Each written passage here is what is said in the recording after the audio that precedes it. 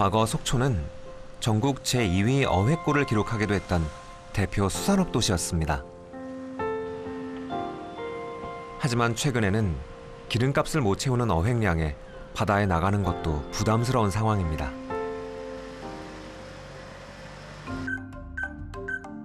수산물 생산량 감소와 고령화로 인해 소멸 위기에 처한 어촌도 있습니다. 마을 소멸 위험지수 분석 결과 강원도 내 총 63개 어촌이 소멸 위험 단계에 속해 있었습니다. 강원도는 잡는 업 중심이에요. 현재도 이제 어획해서 잡는 수산물 생산량이 전체 수산물 생산량의 대략 90% 선이거든요. 그런데 제주도만 하더라도 지금 양식업이 굉장히 활성화되어 있지 않습니까? 다른 지역 같은 경우는 특정 수산물을 특화해가지고 외부에서 기어, 귀촌 하는 사례도 많이 늘어나고 있거든요.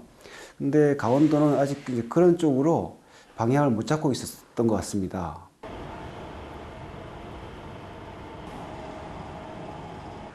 고기잡이가 밥벌이가 되지 못하면서 조선소 역시 직격탄을 맞았습니다. 이제 그 배 기관 거치에 있던 그 밑에 있던 나무들인데, 좀 프로펠러 공장. 주인을 잃은 공장에는 기계들이 벌겋게 녹슨 채 나뒹굴고 있습니다.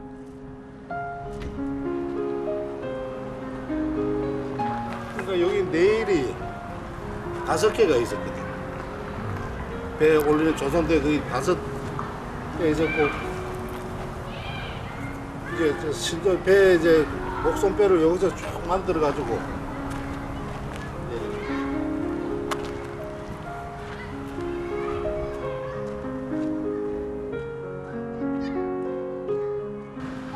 전용원 목수의 집에도 배목수 전성기 시절의 흔적들이 고스란히 남아 있습니다.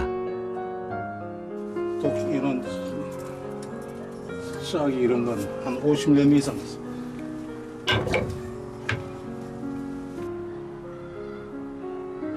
배목수를 하던 내내 손에 익고 다른 그의 도구입니다. 이쪽 집도 우리 애 딸내미 태어났을 때 진 집이에요. 이건 붙여가지고. 전용원 목수의 아버지 역시 한국전쟁 때인 1952년 속초로 오게 된 실향민입니다. 여기 이제 아버님인데. 전용원 목수의 아버지 역시 흥남 출신의 배목수인데요. 고향으로 돌아가진 못했지만 아버지와 아들은 배목수로 자부심을 갖고 살았습니다. 그러니까 고향 가까운데 먼저 올라 계신 분이 이 사람아 지금 통일된다가 난리인데 그 끝에서 뭐 하느냐고 아버님한테 연락이 와가지고 부산에 있을 때 그래서 올라온 거지. 아버님 뭐 고향 가까운데 빨리 간다고 해서 그 올라온 거지.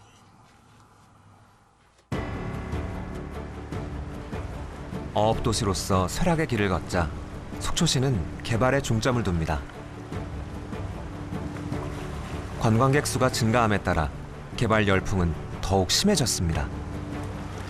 까마득하지 않던 저쪽 이 병풍처럼 다 고층 건물밖에 이제 보이지 않게 되니까 설악산과 그다음에 바다, 그다음에 호수까지 이렇게 어울린 이 지역은 대단히 좁지만은 이 좁은 공간에서 그런 어떤 그 수려한 경관들을 다 볼 수 있는 곳이죠.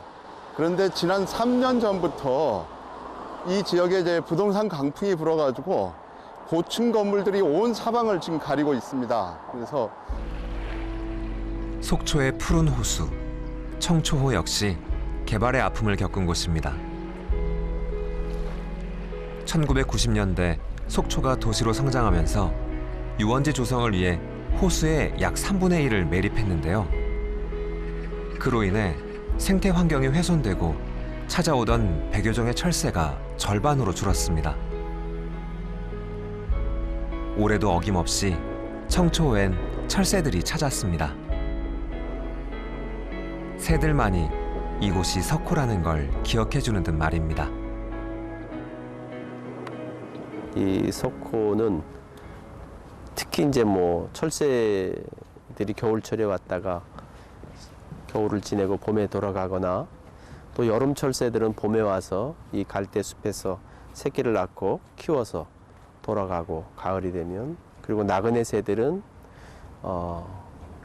가을에 호주 뉴질랜드 가는 길에 잠깐 머물렀다가 또 봄이 되면 호주 뉴질랜드에서 이곳에 와서 한 열흘이나 한 달 동안 머물다가 캄차카 반도나 시베리아 쪽으로 돌아가는 그런 중간 기착지 철새 도대지로서의 큰 역할을 하던 그런 호수인데, 또 다른 석호. 영랑호 등에 여전히 새들이 찾아오는 이유는 그나마 남아있는 습지 덕분입니다. 이것조차 없어진다면 철새 도래지로서 석호의 역할은 장담할 수 없게 됩니다. 시베리아나 캄차카 반도가 물이 얼어요. 대부분 여기 청초에 오는 새들은 물새들인데, 물이 얼다 보니까 얼지 않는 이 청초나 이 인근까지 와서 겨울을 지내고 다시 돌아가는 중요한, 새들에게는 목숨과도 같은 그런 자리죠.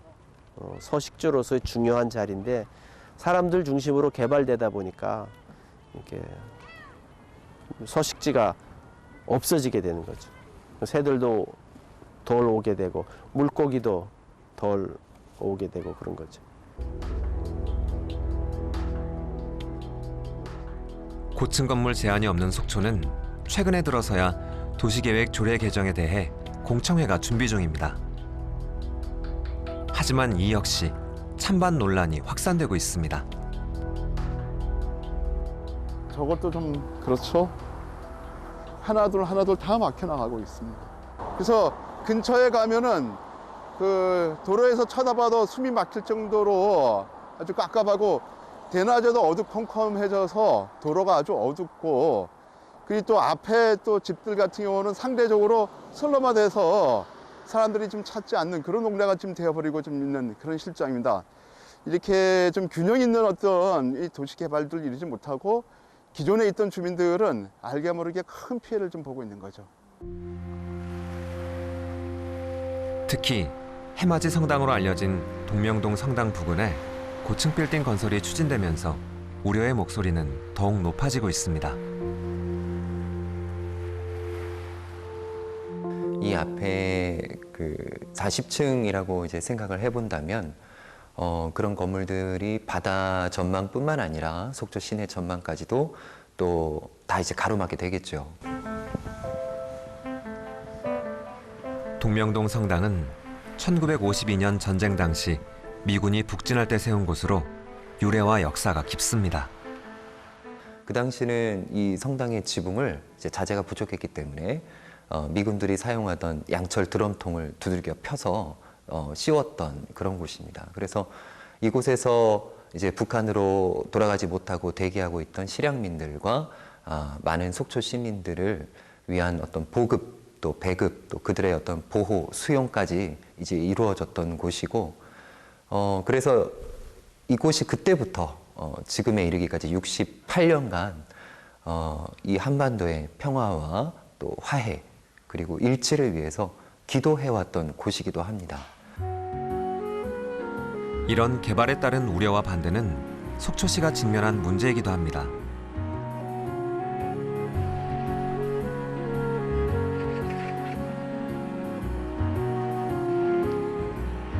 또 다른 석호인 영랑호. 이곳 역시 외가리, 노랑구리 백로 등 철새들이 즐겨 찾는 곳입니다.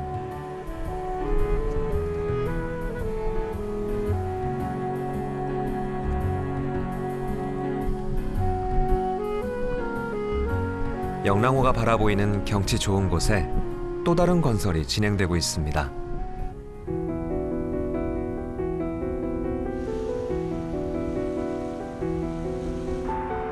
속초시는 장천마을 인근에 500여 명 수용 규모의 교도소 유치에 나섰습니다. 3년 전 착공을 시작한 이곳은 내년 3월에 완공 예정입니다. 조용하던 장천마을 사람들에게 교도소 유치는 날벼락 같은 소식이었습니다. 속초성 같은 데는 지나도 모르는 사람 많아요. 그때 고린 많잖아요. 그런데도 시타이가 많아요. 그런데 속초성은 받아들였잖아요. 인구 늘린다고. 제수도 500명이 승하한대요. 무슨 500명. 그거 가지고 무슨 인구 늘리는 뭐 하겠어. 교도소가 유치되면 어떻게 변할지 아직 그 누구도 알 수 없습니다. 속초시가 갖고 있는 장점, 수려한 경관과 여러 어떤 이런 천혜의 그 자연 요소들을 좀 제대로 살려야만이 속초가 좀 지속 가능한 어떤 관광지, 또 주민들이 쾌적하게 살 수 있는 공간, 이것이 가능하리라고 좀 보거든요. 근데 지난 3년 동안의 이런 난개발로 이미 많은 어떤 그런 그 매력들, 장점들을 잃어버렸습니다.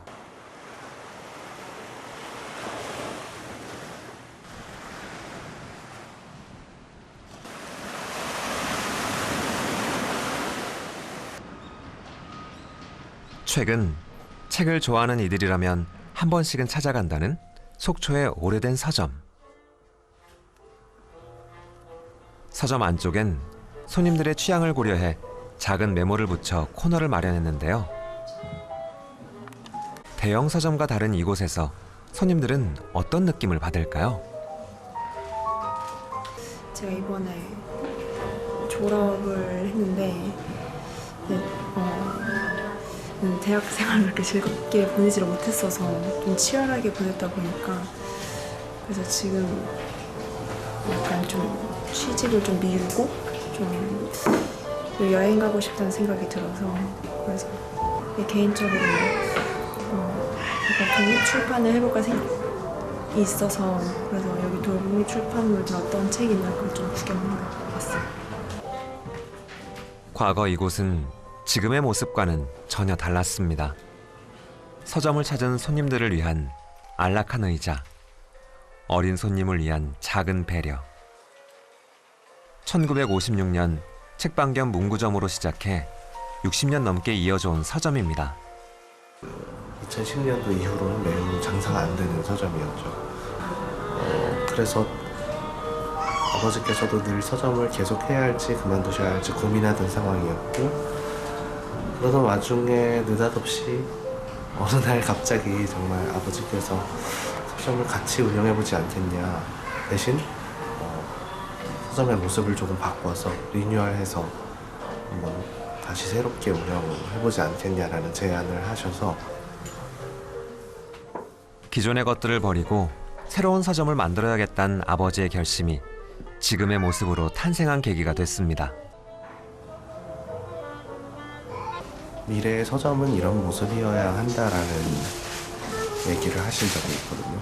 서점을 오랫동안 운영했던 어떤 한 사람이 그런 식의 현실, 뭐라 그러죠? 그런 식으로 현실을 인식하고 있었다라는 게 저희가 이렇게 확장 투자를 할 수 있었던 중요한 이유였던 것 같습니다. 일단 공간도 바꾸고 네. 테마도 다시 정리하고. 네네. 고향으로 다시 온 아들 덕분에 오래된 서점은 새 책으로 단장됐습니다.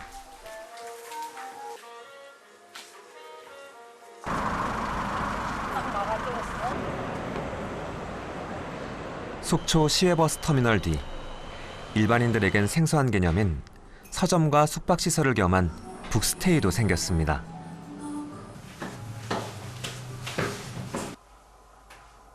주택을 개조해 1층엔 북카페, 2층엔 게스트하우스로 시설을 꾸몄는데요. 이곳의 목적은 독서와 휴식. 아무래도 혼자 책을 보거나 뭐 산책을 하거나 그냥 여기서 쉬러 오시는 분들도 많이들 계세요.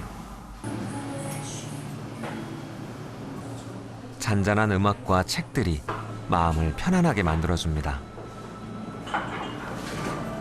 여기 자주 들리세요? 자주라고 하기는 좀 그렇고 가끔씩 들리는 편이에요. 북카페라는 생각보다는 그냥 좀 편안한 공간, 가끔씩 혼자 와서 그냥 조용히 즐길 수 있는 공간 정도 생각하고 있어요. 사실 이곳 서점의 위치는 관광지와는 살짝 떨어진 곳인데요. 그마저도 이곳의 매력으로 다가옵니다.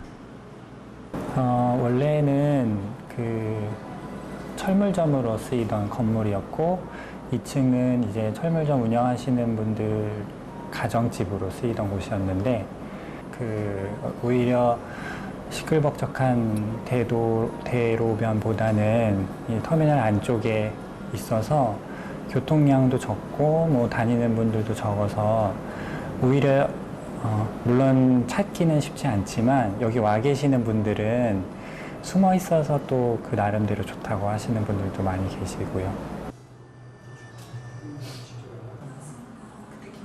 이곳의 운영자 역시 속초가 고향인 사람입니다.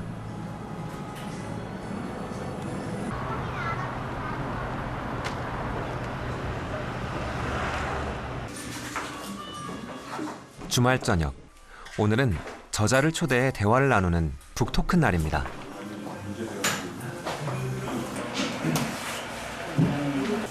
오늘의 주인공 김윤아 작가님이시고요.